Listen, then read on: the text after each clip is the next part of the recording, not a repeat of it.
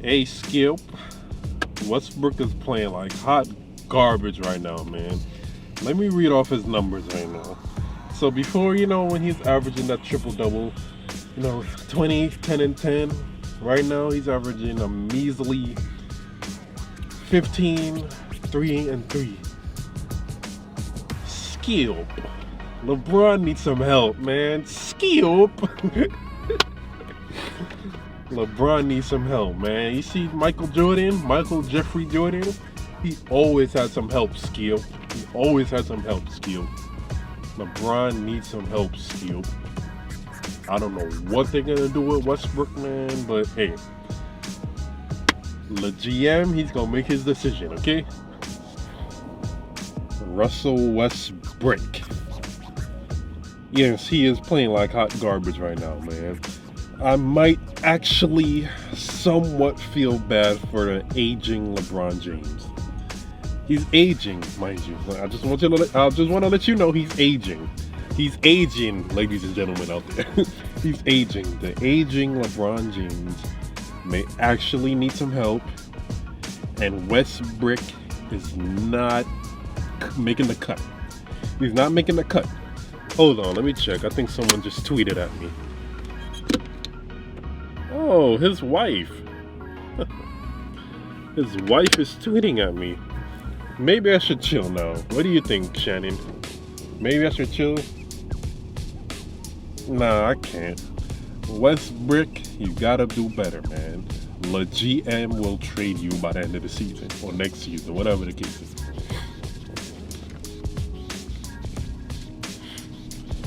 And this is what you signed up for, Westbrick. I hate to be the bearer of bad news, but this is what you signed up for, Westbrick. This is what you signed up for, man. You had it coming. Top off the field, smoke his ass, nigga, top up. Nigga, top off the field, smoke his ass, nigga, top up. Now let's be facts. Hello, everyone.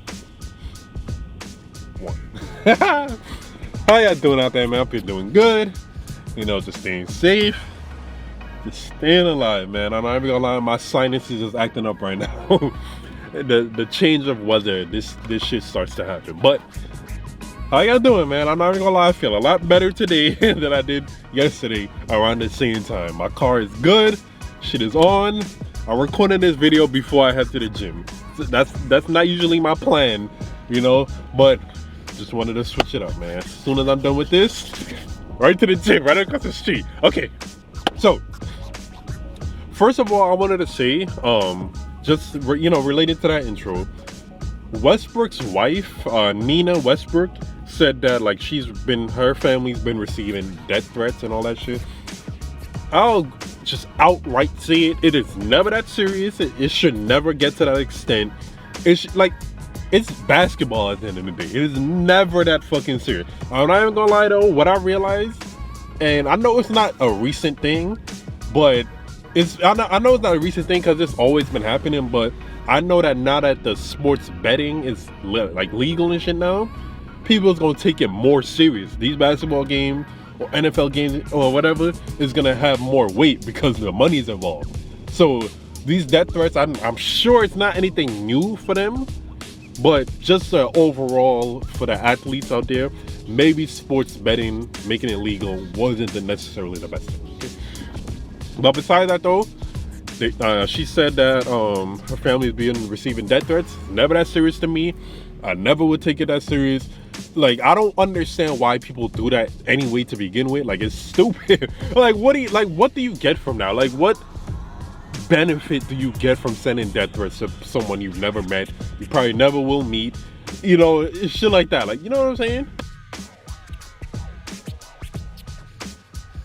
Now Westbrook's wife has been coming for Skip Bayless because Skip Bayless constantly refers to Westbrook, Russell, as Russell Westbrick. Okay? So if y'all watching my content and y'all not necessarily big on basketball, they call him Westbrick when he's playing bad, which has been quite often ever since he came to the Lakers. So Westbrick is almost, it's almost like Westbrick has become his last name, bro. Because there's so much people calling him that. Like, it's a lot. It's all in the comment section on his videos, all in the comment section on certain Lakers highlights and shit like that. So it's almost to the point where people don't even really call him Westbrook anymore. Like, they call him Westbrick. Like, I saw a video recently. I hope I can find it to insert it. A fan was literally calling him Westbrick. And he was like, don't disrespect my name, shit like that. You see? And shit like that. Tell him! No, don't disrespect my name. That's right. Exactly. Westbrick! Westbrick! Tell him! Westbrick! And I'll get into it more later, but like, you're on the Lakers, you know? A grand stage, they're gonna be like that. It's just like the New York fans. You know, as a native New Yorker, I can resonate with them. I can relate to them. You can't come to such a grand city and play like shit, especially with a superstar, you know, teammate, you know? Now back to the Skip Bayless thing, right? What I've realized over these last few years of watching those, like when he was on First Take and now that he's on Skip and Shannon, the Undisputed, what I realized about him, he's a nuisance, bro. He's one of those people, bro. Like one of those kids in school that like he would pretty much try to get under everyone's skin, and even if they respond, he would still keep going or some shit like that. That's why like LeBron has never responded to him, never, and I respect the hell out of LeBron for that. I feel like one day they would probably have an interview or something like, yo, Skip, why do you hate the man so much? Like, this is what Shannon would ask him, like, Skip, why do you hate the man so much? If LeBron was to ever interview him, like, what did I ever do to you? You know what I'm saying? But yeah, and I feel like Skip is also one of those people that like, he never played sport. I think he actually did, but I'm just saying, this is not just a hypothetical. But he knows everything about the athletes. Like the athlete, he should have been doing this. Oh, he should have ran that play. Like he should have shot that three right there.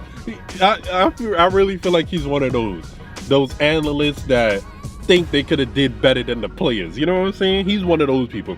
And he will get under your skin in a quick second. I'm not even gonna lie. His word does mean a lot when it comes to these sports players and shit. So I can understand Westbrook's wife coming for him the way that she is, you know, the way that she's been doing. Now, from Skip's point of view, which I do technically agree with, I'm not even gonna lie, Westbrook is not playing good compared to the expectations that they had for him going into it this season. I should say he is not playing good. It's unfortunate to see, to be honest, because the expectations was like up here. He's not meeting that shit at all. And it is, like I said, it's compacted and compounded and made worse for the fact that he's on LeBron's team. If he was on a regular team or any other team without a big name superstar as LeBron, you know, it wouldn't be that bad. So Skip is technically being objective because he might be like maybe the biggest name saying the negativity side of it, but he's not the only one. It's pretty much everybody saying that about him. He's like, it's because of the expectations though. And that's a big point about this whole thing. His expectations going into this season was so high, and he's not meeting that shit at all. So everyone is coming for him. The constant attack is coming. Like the constant attacks is hurting him, and his wife is like standing up for him. You know what I'm saying? I don't blame her for doing that. I don't. But you gotta understand, being in that city on that team and not playing so well when the expectation was that high, it's almost like you gotta expect that at that point. You know what I'm saying? Yes, it's unfortunate, and yes, it's a lot to live up to, but like I said, that's what you signed up for. That is really what he signed up for, because, you know, he didn't have to go there. He could have denied that trade, but he went there, you know? Expectations, you know? Now, from her point of view, she's on the side of like, all that criticism isn't helping. You know what I'm saying? I agree with that. And why I would mention that point is because some people rise to that shit. Some people rise to that negative ass criticism from damn near every NBA analyst. You know what I'm saying? Some players would rise to that shit. Some. Other players would not necessarily crumble. Some will just fall. But some can't necessarily rise the way others can. You know what I'm saying? Kobe Bryant, for instance, you know, RIP to that legend. And everyone involved in that crash, RIP to all of them. But Kobe rose to the occasion. You know what I'm saying? That's the big difference. So from her point of view, she probably knows that about her husband. That he don't crumble, like he's not crumbling. I don't want to say that, but he's not rising. Like he's not completely elevating over that shit. So, like I said, if he ends up on another team, like if they trade him or whatever the case is, he's not on the Lakers, he's on a regular market team, he's gonna be playing good again, you know, because the expectations is not gonna be so high on him. And that's like a life lesson kind of thing too. Like the expectations is placed on you. Here's the expectations here, and it could be heavier. Here's the expectations that's placed on you. Some people's gonna rise to that shit, or some people's gonna fall, and that'd be the real crux of this whole situation with Westbrook. The expectations were so high for him. The Lakers should have been number 1 in the fucking West right now. I think they're number 9 or maybe number 10 or 8 to 10 right now. I'm pretty sure they're number 9 or 10 right now. If Westbrook was playing better though, they wouldn't be so low in the damn standing. And I wasn't making this an NBA analyst type of video because I don't make that type of content, but the whole thing is the expectations. And that's a life lesson too, for real. Like for real. The expectation was real high for him. He didn't rise to that occasion. You know, the GM, you know, he's gonna have a say at the end of the season or next season, whatever the case is. Westbrook is most likely gonna be gone, and if he ends up like I said on a small market team, he's gonna play better. So sometimes that's, you know, the life lesson. Sometimes you need that lower level type of thing if the expectations are too high. You know, question time.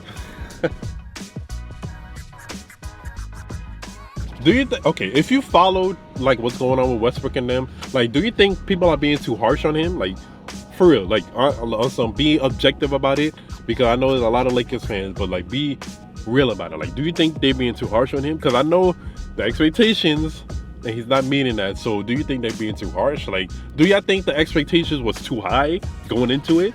Because like I said, they were supposed to be like number 1 and number 2 in the West. They were supposed to be the damn powerhouse. They were supposed to be back to the Showtime Lakers, you know? It ain't looking like that. It ain't looking like that. It's looking like the few years when the Lakers was just ass. When the Lakers was just ass. It's looking like one of those seasons. They just so happen to have LeBron on the team, you know? So, last question. Like, how do you respond to criticism? Like, when the criticism is there, it's in your face, it's coming down on you, how do you respond to that shit? Because I know it's positive and negative ways to respond to it, but like, how do you personally respond to it? Okay, if you made it to the end of the video, I really appreciate that shit, man. Consistency is what? It's key. It's key, man. I really appreciate all the support. Thank you. More videos coming soon, man. Heading to the gym now. Leg day.